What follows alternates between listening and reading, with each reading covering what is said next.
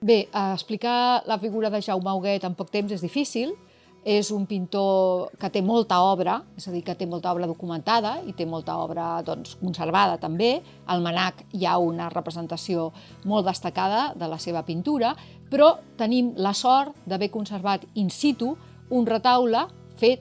destinat a la capella reial, és a dir, a la capella de Santa Àgata. En aquesta capella, abans del retaule d'Huguet, hi va haver un altre retaule dels Bassa que va substituir el retaule d'Huguet. I aquest retaule va ser encarregat en una etapa, diguem-ne,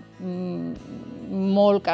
definida, que és l'etapa del conestable. És una etapa curta, una etapa breu, que ens situa en els anys 60 del segle XV, és a dir, aquest retaule sabem que està perfectament ubicat en el temps, són els anys 60, els anys 64-65, per ser més exactes, i és una obra que es dedica a l'Epifania. Té l'Epifania com a tema central, i això cal destacar-ho, perquè els retaules normalment tenien la Mare de Déu amb el nen, quan es tractava de retaules dedicats als goigs de la Verge.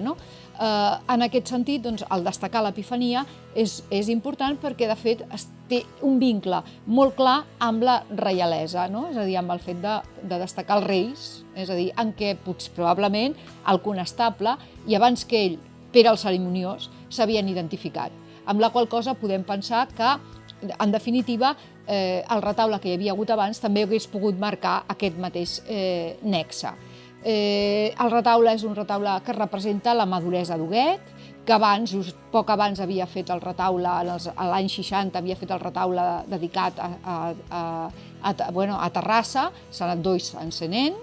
i un retaule, per tant, també d'unes característiques molt diferents, però que completarà la visió que ens pot oferir el retaule del conestable, on, a més, apareix, a banda dels goigs, la relació entre goig i dolor, aquest vincle, apareix la divisa de Pere de Portugal, que era Peint Bourgeois, i que justament feia referència a aquest contrast entre l'alegria que s'aconsegueix amb penes, és a dir, primer les penes, després ve el goig. És a dir, això és des del punt de vista religiós, però també des del punt de vista, diguem-ne, polític, és a dir, que ell estava disposat a fer-ho tot el que es pogués per conquerir o aconseguir els seus objectius.